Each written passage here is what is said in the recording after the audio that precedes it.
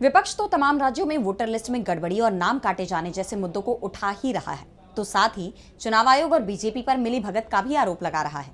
लेकिन अब बीजेपी के एक मंत्री ने भी यही आरोप लगाए हैं, जिससे ये मामला गर्मा गया है। उन्होंने दावा किया है कि चुनाव के वक्त उनकी पार्टी के कई वोट काटे गए हैं। तो कौन है बीजेपी के ये मंत्री और क्या है उनका पूरा दावा, जानेंगे इस रिपोर्ट में। देश में तमाम राज्यों के साथ साथ यूपी में भी चुनाव के बाद वोटर लिस्ट पर सियासी घमासान छिड़ा हुआ है।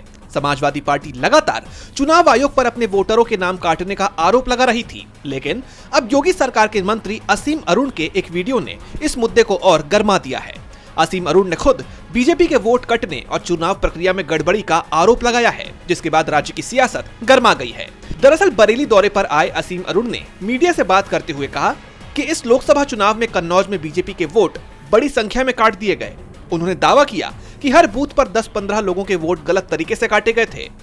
उन्होंने सीधे तौर पर चुनाव प्रक्रिया में गड़बड़ी का आरोप लगाया और कहा कि इसका फायदा अखिलेश यादव ने उठाया। मैं कन्नौज से विधायक हूं और कन्नौज से अखिलेश यादव जी सांसद बने हैं। मैं इस बात को पुख्ता रूप से कह सकता हूं कि इस लोकसभा चुनाव में कोई भी बूथ नहीं बचा जहां पे बीजेपी के वोट कटे हुए ना मिल रहे। हर जगह हमको 10-15 लोग ऐसे मिल रहे थे जिनके वोट गलत तरीके से काट दिए गए थे।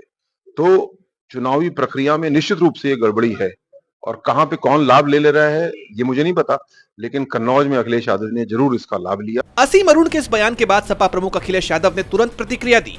अखिलेश यादव ने असीम अरुण के वीडियो को अपने एक्स पर शेयर करते हुए लिखा, क्या भाजपा के इन विधायक और यूपी के मंत्री जी का एफिडेविट चुनाव आयोग पहुंच गया? चुनाव आयोग इनके खिलाफ क्या करेगा? इसका शपथ पत्र न सही तो श्वेत पत्र दें। इसके साथ ही अखिलेश ने यह भी पूछा कि आयोग अब इस मामले में क्या कदम उठाएगा।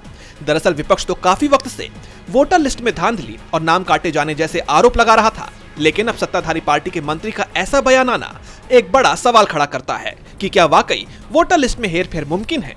अब ये देखना दिलचस्प होगा कि चुनाव आयोग और बीजेपी की तरफ से इस मामले पर क्या प्रतिक्रिया आती है और क्या असीम अरुण के आरोपों के बाद इस मुद्दे पर कोई नई जांच शुरू होती है या नहीं।